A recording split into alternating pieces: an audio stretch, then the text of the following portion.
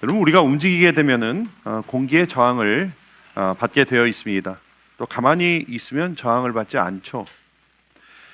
그러나 움직이면 저항을 받게 되고, 또 많이 움직이면 많이 움직일수록 저항을 더 크게 받게 됩니다. 달리기 하는 사람들이 공기의 저항을 굉장히 많이 받아서 맞바람이 부는지 혹은 뒤에서 바람이 부는지에 따라서 굉장히 그 저항의 강도가 달라지기도 합니다. 우리가 실감을 잘 못하지만 물속에 들어가면 금방 그것을 경험하게 되죠. 가만히 있으면 힘들지 않습니다.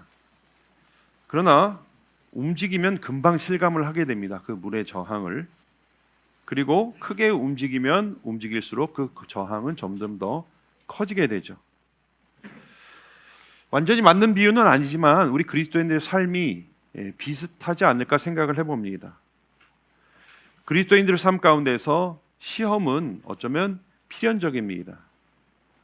가만히 있으면 시험은 오지 않습니다. 그러나 성장하면 성장할수록, 우리가 많이 헌신하면 헌신할수록, 하나님의 뜻대로 살려고 몸부림치면 칠수록 그 시험은 더욱더 거세집니다. 그러다 어떤 사람은 지쳐서 쓰러지기도 하지만 어떤 능숙한 사람은 점점 능숙해질수록 그 저항을 이용해서 앞으로 나아가기도 합니다. 마치 수영처럼 말입니다. 오늘 이스라엘 백성들이 페르시아에서 모든 것을 포기하고 성전과 나라를 재건하기 위해서 돌아와서 헌신하고 예배를 회복했습니다.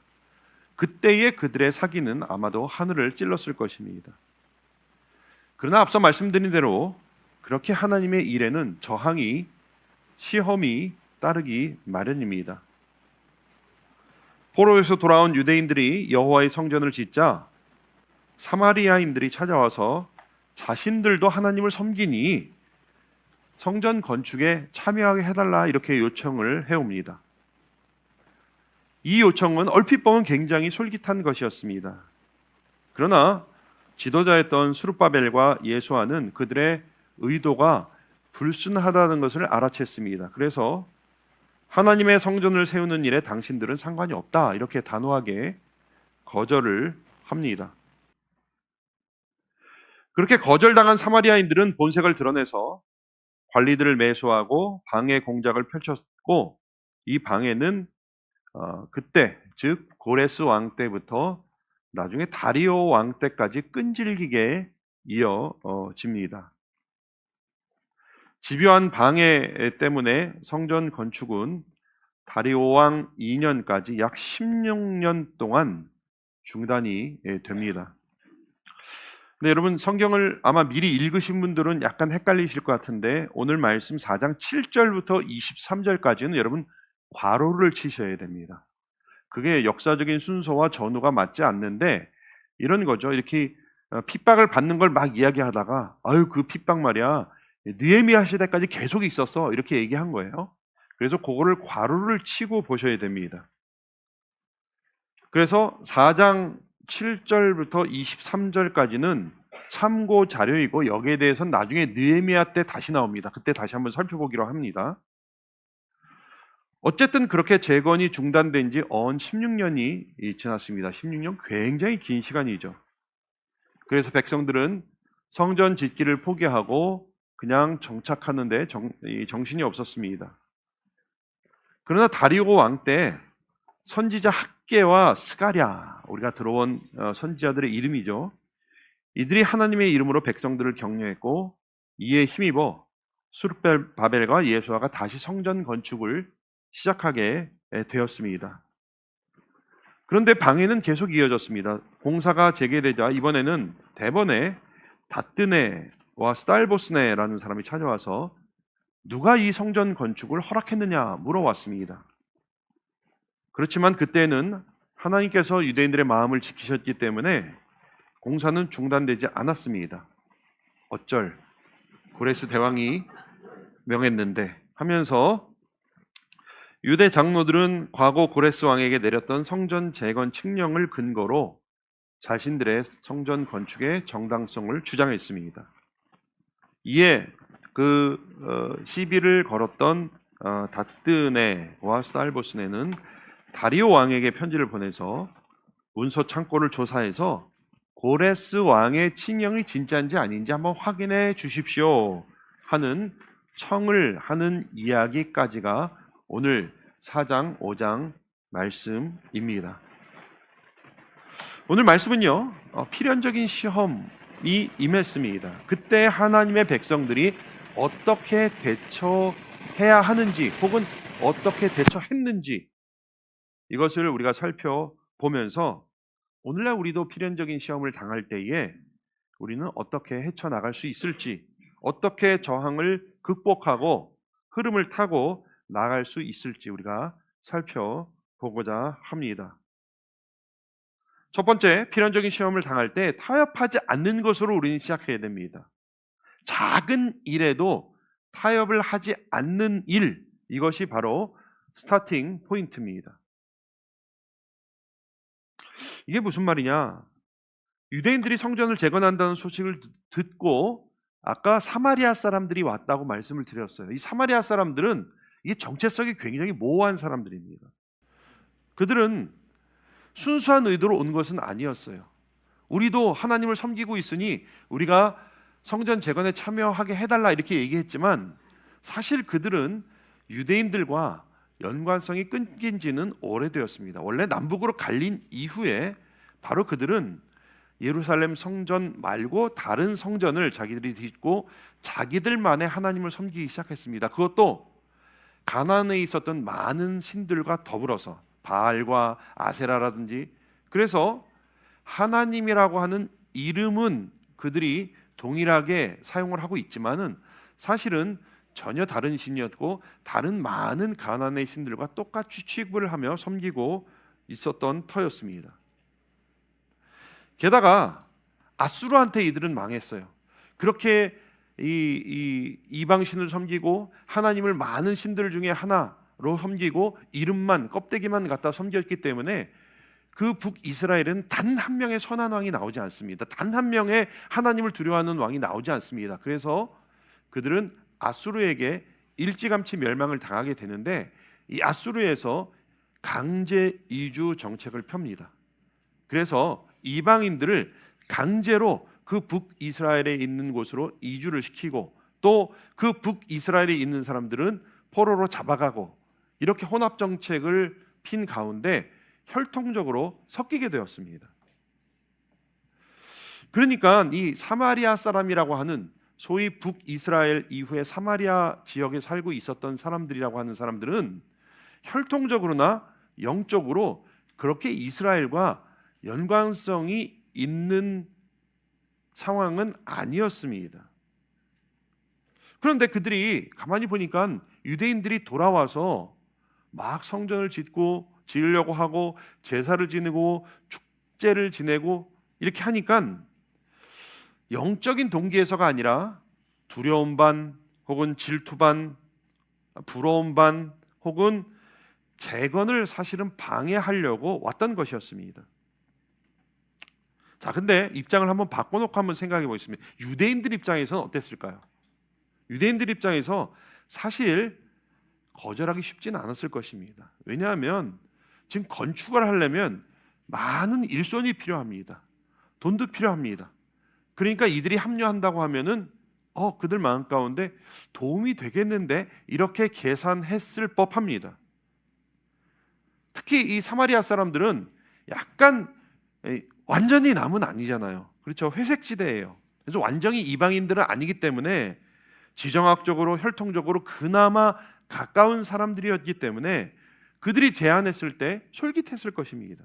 사실은 모르는 이웃들이랑도 좀 친하게 잘 지내야 되는데 마침 이 사람들이 우리가 남이가 하면서 이렇게 왔을 때는 고마운 것으로 생각해야 될까? 이런 생각도 했을 거예요 아마. 그러니까 거절하기 쉬운 상황은 아니었다고 하는 것이었죠. 그러나 지도자였던 스룹바벨과 예수아는 그들의 의도를 알고 있었어요. 그래서 그들의 참여와 도움을 오늘 말씀의 표현대로 단호하게 거절을 합니다. 사탄이요, 마귀가 우리를 시험할 때는요, 하나님이 잘 되는 꼴을 못 보죠. 그래서 반드시 방해합니다. 그런 면에서 시험은 불가피한 것입니다. 그런데 그 시험이 불가피함을 넘어서 아주 노골적이기도 하지만 한편으로는 굉장히 교묘하게 다가옵니다. 친구처럼 다가옵니다. 그래서 우리를 완전히 자기 편으로 만들지 못할 바에야 적당히 섞이게 만드는 것이 굉장히 고도의 마귀의 전략입니다. 그 교묘함 때문에 많은 그리스도인들이 자주 넘어집니다. 조그만 거 타협하다가 결국 점점 더 큰 타협으로 가게 되는 것이죠. 조그만 거 하나 타협을 하면요, 그때도 그랬는데, 그래서 우리가 어떤 공적인 어떤 결정을 낼 때 굉장히 조심해야 돼요. 하나 전례로 남는데 그것이 빌미가 되어서 더 큰 타협으로 이어질 수 있다고 하는 것입니다. 개인적으로나 공적으로 마찬가지입니다. 우리 옛말에 바늘도둑이 소도둑 된다는 말이 있죠. 다 옛말 틀린 말이 없어요. 이 심리학이나 윤리학에서 오래전부터 아주 작고 사소한 양보나 타협이 결국은 선을 넘게 되고 걷잡을 수 없는 큰 죄로 이어진다는 연구는 굉장히 많이 있었는데, 되게 흥미로운 것은 최근에 어떤 그 윤리나 심리학적인 연구를 넘어서 실험으로 이것을 증명한 케이스가 있습니다. 2016년도에 런던 대학에서 실험을 하나 했는데 네이처지에 발표도 됐어요. 제목이 뭐냐면 뇌는 부정직함에 적응한다, 이런 거예요. 작은 거짓말을 반복할 때 이 뇌 MRI를 해봤어요. 봤더니 처음에 거짓말할 때는 굉장히 큰 편도체 반응을 하는 거예요. 그러니까 굉장히 불안하고 가책을 느끼고 하는 거죠. 그런데 거짓말이 반복될수록 그 편도체 반응이 급격하게 감소가 되는 거예요. 즉 처음에는 양심의 가책을 느껴요, 거짓말을 할 때. 그런데 그 자극이 굉장히 익숙해지는 거예요, 점점. 그래서 큰 죄를 지어도 나중에는 무감각해지는 거예요. 이게 뭐예요? 현대 과학에서도 지금 분명하게 실험을 통해서 알 수 있는 게 뭡니까? 죄의 유혹이 점진적으로 다가와서 판단을 마비시키고 결국은 죄에 대해서 무디게 만들고 결국은 그것은 큰 죄로 이끈다고 하는 것입니다. 그러니까 하나님의 일에 있어서 아주 작은 타협, 작은 양보, 이것이 사람을 무너뜨릴 수 있다는 것이. 그렇죠. 유혹이라고 하는 것, 시험이라고 하는 것이 막 이 검은색으로 온다, 그러면 화들짝 놀랄 거예요. 그런데 이게 회색으로 오는 거예요. 그러면 판단하는 거죠, 순간. 아, 이게 검은색인가? 흰색인가? 두 가지 견해가 있겠죠. 누군 그렇게 얘기할 거예요. 검은색은 아니지 않습니까? 또 반대쪽에서는 흰색은 아니잖아, 이렇게 얘기할 거예요. 이게 회색지대죠. 근데 시험이 이렇게 다가온다는 것이에요. 그래서 헷갈리게 만들고 주저하게 만들고 계산하게 만들고 타이밍을 놓치게 만들고, 그래서 적당히 그 자리에 묶어두는 것, 이것이 사탄의 전략이죠. 유혹이 우리한테 이렇게 다가옵니다. 여기에 대한 하나님 백성의 올바른 대응은 당연히 단호함입니다. 우리 주님이 이렇게 말씀하셨죠. 같이 읽어볼까요? 시작. 오직 너희 말은 옳다 옳다, 이에 지나는 것은 악으로부터 나느니라. 옳다 옳다, 아니라 아니라 하라는 것이. 우리는 잘 분별해야 돼요. 그리고 단호해야 돼요. 노라고 말할 수 있어야 합니다. 근데 가만히 생각해 보면 우리가 왜 자꾸 타협하려고 그러냐, 또 타협을 거절하느냐라고 봤을 때 그것은 하나님에 대한 믿음과 연관된 것을 우리는 볼 수가 있어요. 이 타협에는 여러 가지가 얽혀 있죠. 핑계가 있을 수 있고, 합리화가 있을 수 있고, 또 우유부단이 있을 수 있고, 또 손익 계산이 복잡하게 얽혀져 있죠. 근데 궁극적으로 이것은 하나님에 대한 신뢰의 문제다라고 우리는 묵상할 수 있어요. 왜냐하면 타협 안 해도 손해를 봐도 하나님의 백성을 하나님이 돌보신다는 그런 믿음이 있어야 우리가 거절할 수 있기 때문이에요. 그러니까 우리가 자꾸 왜 타협하려고 하냐면 하나님에 대한 신뢰가 부족하기 때문에 그럴 수 있는 거예요. 이거 내가 안 해도, 내가 이거 안 받아도, 이런 도움 안 받아도 하나님이 돌보신다고 생각하면은 타협을 거절할 수 있죠. 그러나 반대로 우리가 의심하는 거예요. 하나님이 정말? 그래서 우리 믿음이 흔들리면 우리는 타협하게 돼 있는 거죠. 그래서 타협을 하냐 안 하냐 망설이는 그 순간에 바로 우리의 믿음이 드러나는 거예요. 이것은 그냥 성격이 우유부단하냐 뭐 이런 문제가 아니에요. 하나님을 얼마나 신뢰하느냐의 문제라고 하는 것입니다.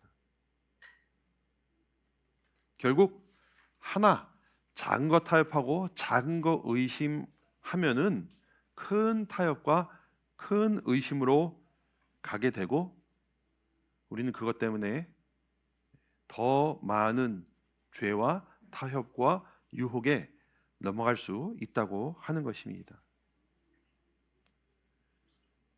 감사하게 오늘 이스라엘 백성들은 그것을 보여줬어요. 단호하게 노하는 것을 보여줬습니다.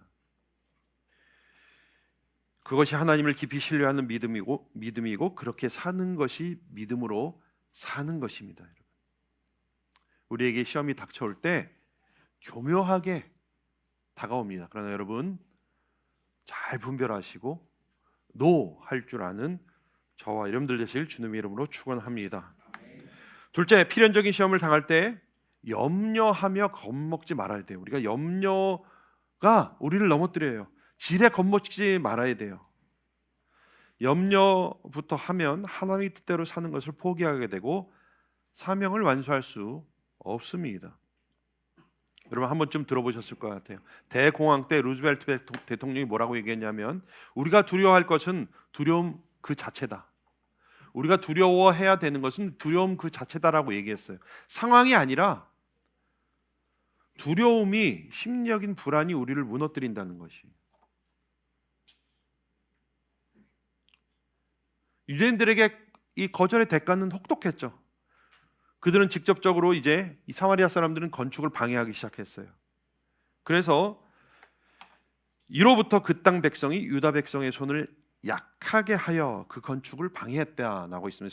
손을 약하게 했다는 것은 사기를 떨어뜨리고 시리와 좌절에 빠뜨려 더 이상 공사를 진척하지 못하게 했다고 하는 관용적인 표현입니다.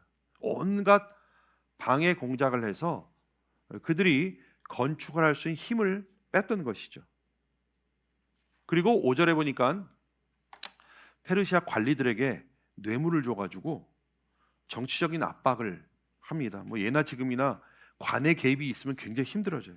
그러니까 심리적으로, 물리적으로, 정치적으로 압박을 가하기 시작한 거예요. 그러니까 이스라엘 백성들이 거기에 대한 두려움과 염려 때문에 손을 놓게 된 것이죠.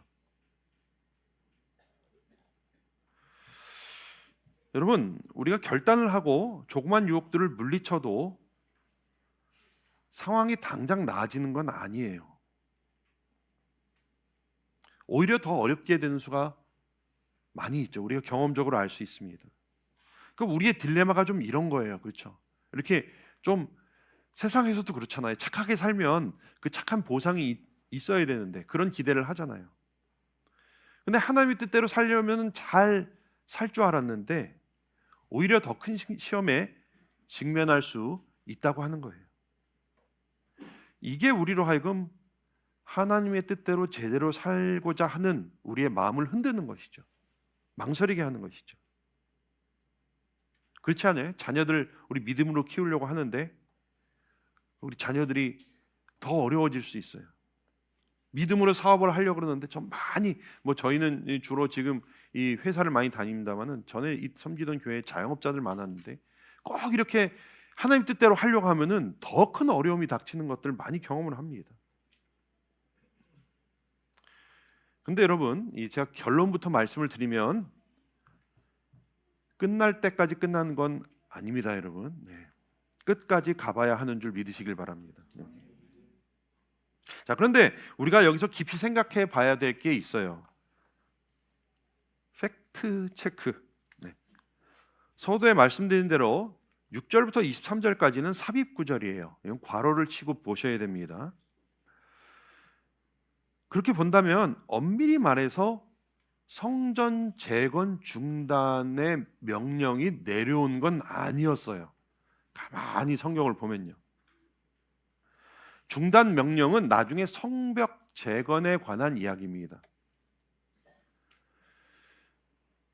그러면 오늘 스토리를 이렇게 읽을 수 있습니다. 관리들에게 뇌물을 주어 그 계획을 막았으며 이에 성전 공사가 다리오 제2년까지 중단되었더라. 중간에 삽입 구절을 빼면은 스토리가 어떻게 되냐면요. 이것이에요. 사마리아 사람들이 직접적인 그리고 심리적인 공격과 동원할 수 있는 모든 정치적인 압박을 하긴 했지만 실제로 왕에게서 공사 중지 명령이 내려온 것은 아니었어요. 왜냐면요. 그때 왕이 누구예요? 고레스 왕 동일한 왕이에요, 여러분. 고레스가 성전 기물까지 다 주면서까지 가서 다시 성전을 재건하라고 했는데 갑자기 고레스가 그런 이 민원을 받고 그것을 철회할 이유는 없는 거예요. 실제로 나중에 다시 공사를 시작할 때 고레스 칙령에 의거해서 우리가 공사를 한다고 담대히 말하지 않습니까? 어쩔 고레스 왕이 하라고 했는데 이렇게 얘기하지 않습니까? 그런데 이스라엘 백성들은 질의 겁을 먹고 공사를 멈춘 거예요. 적들의 공격은 유효했죠. 유대인들은 질의 겁을 먹고 공사를 중단했는데 다리오 2년까지 16년을 공사를 중단하게 된 것입니다. 그러니까 포인트는 두 가지인데 첫 번째는요. 방해를 집요하게 했지만 실제로 명령이 내려온 것은 아니었고 두 번째는 유대인들이 질의 겁을 먹고 공사를 멈췄다고 하는 것입니다. 이 사건은요. 우리 신앙생활에 대해서 많은 가르침을 주고 있습니다. 사탄의 공격은 집요해요. 우리가 하나님의 뜻대로 살려고 하면 할수록 더욱더 거세집니다. 그리고 그 시험들은 무겁고 어려운 것은 사실이에요. 쉽다고 말씀드리는 것은 아닙니다. 그 사탄의 유혹과 공격은 굉장히 거셀 수 있어요. 그러나 질의 겁을 먹을 필요는 없다는 거예요, 여러분. 이게 굉장히 중요해요. 우리가 시험 당할 때에 우리가 취할 수 있는 스탠스는 뭐냐면 굉장히 염려하는 거예요. 근데 미리 염려할 필요는 없다고 말씀드리는 것이. 당연히 사탄도 교묘하게 우리를 시험하겠죠. 그러나 겁먹을 필요가 없어요. 분명히 길고 힘든 싸움이긴 하지만 우리가 미리 포기할 필요는 없습니다. 끝날 때까지 끝나는 것이 아니에요. 끝까지 가봐야 되는 거예요. 이런 식으로 사탄은 우리를 길들이려고 그래요, 여러분. 길들이려고 그래요, 우리를. 처음에는 미끼를 던지고 거기에 넘어가지 않으면 압력을 넣어요. 두렵게 만들어요. 실제로 일어나지 않을 일에 대해서 염려하게 만들어요. 그러면 어떻게 돼요? 우리가 손이 약해져요. 힘이 빠지고 혼미해지고 질의 겁을 먹게 됩니다. 그래서 포기하게 만드는 것, 이것이 사탄이 우리를 넘어뜨리는 전략이에요. 사탄이요, 우리의 마음을 조종할 수는 없어요. 여러분, 갑자기 사탄이 훅 들어와가지고 우리의 마음을 이렇게 조정 못해요. 여러분, 하나님이 그렇게 만들지 않으셨어요. 우리 인격이 있기 때문에 그렇게 함부로 할 수 없어요. 그런데 뭐예요? 상황과 우리에게 겁을 주는 걸 통해 가지고 우리의 마음을 흔드는 거예요. 믿음을 흔들죠. 이 극단으로 가면 어떻게 되는 거예요? 그게 이제 불안장애가 되는 것이에요. 일어나지 않는 일에 대해서 극도로 염려하기 시작하고 불안해하면서 염려가 결국 그 사람의 인격을 지배하게 만드는 것이죠. 우리가 살면서 걱정을 안 할 수는 없어요. 뭐 전도서에서도 지식이 많을수록 그렇습니다. 한번 볼까요? 지혜가 많으면 번뇌가 많고 지식을 더하는 자는 근심을 더하느니라. 그러니까 뭐 지혜나 지식을 쌓지 말라는 것이 아니라 우리가 아는 것이 많아질수록, 현대 우리가 얼마나 아는 게 많아져요. 저도 가끔 이 유튜브를 보면은 마음이 흔들려요. 야, 이거 먹어야 되나? 근데 사람마다 다 틀려요. 그래서 사실은 그렇게 해서 약도 몇 번 샀어요. 뭐 먹으면 뭐 혈당에 괜찮다, 뭐 혈압에 괜찮다 하는데 그것도 의사 선생님이 나와서 하세요. 하얀 가운 입고 막 하시니까. 그리고 옆에 보면 뭐 학력이 쭉 나와 있는 대단하신 분들이에요. 이거 요즘 점점 되니까 이 건강에 자신이 없어지니까 혹시 이렇게 해서라도 1%라도 올릴까? 이런 생각을 하게 돼요. 근데 그게 뭐예요? 상술이죠, 상술. 어느 날부터 제가 각성을 했어요. 이거 안 되겠구나 이렇게. 그래도 산 거는 먹어야죠. 근데 지혜가 많으면 번뇌가 많아요. 지식이, 그러니까 그런 정보들을 많이 들어온 가운데 우리가 걱정이 많아져요. 걱정이 많아져요. 이게 안심하고 더 우리가 저희 자랄 때보다 얼마나 많이 건강해졌어요. 그렇죠? 병도 금방 치료하고. 그런데 걱정은 더 많아진 것 같아요. 어려서 그냥 땅에 떨어진 거 30초 이상 돼도 먹었지만 요즘은 30초 이내에 되는 것만 먹으라 그러잖아요. 몇 초요? 10초요? 5초. 네, 아무튼 네. 옛날엔 씹든 껌도 먹고 그랬어요. 붙여놓고. 그래도 건강하게 잘 자랐어요. 근데 걱정이 너무 많아지잖아요. 그 왜 그래요? 걱정을 할 수밖에 없어요. 우리 지혜와 지식이 많이 늘어나서 그래요. 근데 우리는 정신을 차려야 되죠. 진짜 두려워할 게 뭔지, 진짜 두려워해야 하는 것이 무엇인지 우리 분명히 분별해야 되죠. 그럼 어떻게 돼요? 다음 요지로 우리를 인도합니다. 셋째로 뭡니까? 말씀으로 돌아가야 돼요. 필연적인 시험을 당할 때 하나님의 말씀으로 돌아가야 됩니다. 말씀이 두려워 숨죽이고 있고 둔하여진 우리의 마음과 사명을 깨우고 올바른 것을 보게 해주시는 것이.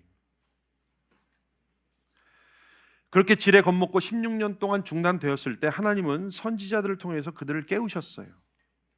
시험에 겁먹고 주눅든 영혼 가운데, 망각하고 굳어진 마음 가운데 말씀으로 깨우시고 힘을 주시는 것, 이것이 말씀의 능력입니다.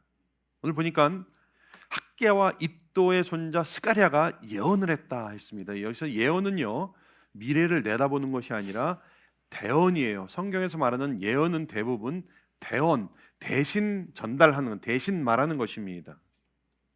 하나님의 말씀을 전하는 것이 예언이죠. 근데 오늘 말씀에는 이렇게 예언하였더니, 대언하였더니 이 정도만 나오지만 사실은 학개서와 스가랴서에 보면은 굉장히 길게 이스라엘 백성들을 깨우기 위해서 말씀하십니다. 그 중에 가장 대표적인 말씀이 이것입니다. 너희는 산에 올라가서 나무를 가져다가 성전을 다시 건축하라. 그리하면 내가 그것으로 말미암아 기뻐하고 또 영광을 얻으리라. 여호와야가 말하였느니라. 이렇게 말씀이 선포되자 주눅이 들었고 잠자고 있었던 이스라엘 백성들의 영혼이 깨어났습니다. 그렇게 망각의 16년 가운데 깨어난 것은 하나님의 말씀이 임했기 때문이고 그들이 그것을 들었기 때문입니다. 오늘날 주의 뜻대로 살려고 하다가 시험 때문에 위축된 영혼들이 있다면 여러분들 말씀으로 돌아가시기를 바랍니다. 하나님의 말씀이 우리를 깨우시고 힘주시고 능력 주실 것입니다. 여러분, 우리에겐 약속이 있어요. 같이 한번 읽어봅시다. 시작. 너희 염려를 주께 맡기라. 이는 그가 너희를 돌보심이라. 아멘. 우리가 살면서 염려를 안 할 수는 없죠. 근데 염려를 어떻게 해야 돼요? 잘 넘겨드리세요. 우리 주님한테 잘 넘겨드리세요. 그래야 우리가 두려움에 맞설 수 있습니다. 또 읽어봅시다. 시작. 우리가 선을 행하되 낙심하지 말지니 포기하지 아니하면 때가 이름에 거두리라. 물론입니다. 우리가 선을 행할 때 낙심할 때가 많이 있어요. 이대로 사는 게 맞나? 나만 괜히 그냥 의로운 척하는 것은 아닌가? 이렇게 해서 손해볼 텐데 적당히 하는 사람들 저 앞에가 있고 그냥 신앙생활 잘하는데 맞을까? 사실 마음 가운데 낙심될 때가 있죠. 그러나 우리가 포기하지 않는 것은 뭐예요? 하나님의 약속의 말씀이 있기 때문입니다. 하나님 반드시 때가 이르면 우리가 하나님의 뜻대로 산 것에 대해서 거두게 해 주실 것이라고 분명히 약속해 주셨습니다. 우리 시편 말씀도 같이 한번 읽어봅시다. 시작. 여호와께서 사람의 걸음을 정하시고 그의 길을 기뻐하시나니 여호와께서 그의 손으로 붙드심이로다. 아멘. 시험은 필연적이에요. 그러나 끝날 때까지 끝나는 것이 아닙니다. 끝까지 붙들어 주신다고 약속하신 약속의 말씀이 있어요. 우리에게 필요한 것은 포기하지 않는 믿음이고 지속적인 신뢰입니다. 물론 오늘 당장 읽은 말씀이 내게 직접적인 응답을 안 줄 수도 있어요, 여러분. 네. 오늘의 운세처럼 보지 말라고 지난주 말씀을 드렸죠. 자, 오늘 주시는 하나님 말씀이 뭘까? 네. 자, 네. 다시 환난 중에 다시 그렇게 보라는 말씀은 아니에요. 말씀은 오늘의 운세가 아니라 우리 인생의 바른 길을 보여주는 것이죠. 구약 성경에 보면요, 나팔이 두 종류가 있어요. 하나는 양각 나팔이고 하나는 은 나팔입니다. 양각 나팔은요, 수양의 뿔로 만든 나팔인데 소리가 이렇게 웅장하고 중후하고 부드럽습니다. 은 나팔은 그 소리가 날카롭고 커요. 제가 이렇게 붙여봤습니다. 양각 나팔의 쓰임은 주로 알림이다.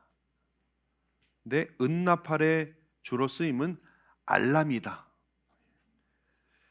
저는 이 하나님의 말씀이 이 구약 성경의 나팔의 역할을 한다고 생각합니다. 하나님의 말씀은 우리에게 알림과 알람을 주어서 우리로 하여금 각성하게 하고 바른 길을 가게 하는 것입니다. 그렇게 말씀으로 깨어난 백성들은 이제 좀 담대해졌어요. 그래서 하나님이 유다 장로들을 돌보셨으므로 그들은 다른 사람들이 능히 공사를 막지 못했습니다. 그리고 좀 담대해졌죠. 그래서 누가 공사를 하겠느냐 하니까 고레스 대왕이 했으니까 당신들 한번 확인해 보십시오. 이렇게 담대하게 이야기를 합니다. 똑같은 방해가 있었는데 하나님의 말씀 위에 든든히 서니까 이제는 공사를 중단하지 않고 계속하게 되었습니다. 전 같았으면 지레 겁을 먹고 포기했을 텐데 그러나 이번에는 달랐죠. 담대하게 공사를 지속했습니다. 왜냐하면 그들은 하나님의 말씀을 받았고 그 말씀 위에 굳게 섰기 때문입니다. 하나님의 말씀이 우리를 깨우는 것이고 말씀이 우리를 강하게 하는 것입니다. 우리가 말씀 위에 굳게 섰을 때는 우리는 두려움을, 염려를 이기고 헤쳐나갈 수 있는 것입니다. 마치 베드로가 오라 하는 주님의 말씀을 듣고 믿고 행했을 때는 물 위를 걸을 수 있었지만 출렁거리는 파도를 봤을 때 가라앉은 것과 똑같은 것입니다. 우리가 말씀대로 하면 상황이 흔들려도 출렁거려도 우리는 그것을 극복하면서 나아갈 수 있지만 의심해서 자꾸 상황으로 눈을 돌리면 그 상황 가운데 빠져들 수밖에 없다고 하는 것입니다. 말씀이 우리를 깨우고 말씀이 우리를 지키는 것입니다. 우리 시험 당할 때에 말씀으로 돌아가십시다. 하나님의 말씀에만 귀를 기울이십시다. 말씀 위에 굳게 서서 그렇게 되면 우리는 앞으로 나갈 수 있다는 것을 믿으시길 바랍니다. 우리는 필연적인 시험을 당할 때에 작은 일에 타협하면 안 됩니다. 두려워하지 않고 말씀 위에 굳게 서야 됩니다. 그러면 점점 우리는 능숙해져서 그 저항을 이용해서 그 시험을 통해서 앞으로 나아갈 수 있는 것입니다. 같은 원리로 필연적인 시험에서 승리하시는 저와 여러분들 되시길 주님의 이름으로 축원합니다. 기도드리겠습니다. 하나님, 주의 뜻으로 살려고 하면 할수록 얼마나 더 많은 시험이 오는지 모르겠습니다. 언제 주님이 약속하신 복 받을지요. 마음 가운데 의심이 가기도 하고 흔들리기도 합니다. 그때마다 하나님, 우리에게 말씀하여 주시옵소서. 우리가 두려워하지 않고 말씀 위에 굳게 서고자 합니다. 말씀 붙잡고 갈 때에 지금 당장 저항이 심한 것 같지만 곧 익숙해지고 오히려 능숙해지며 그 시험을 능히 이길 수 있는 능력들이 우리에게 있는 줄 믿습니다. 그러한 날마다 시험을 이겨나가는 저희들 될 수 있도록 우리를 붙들어 주시옵소서.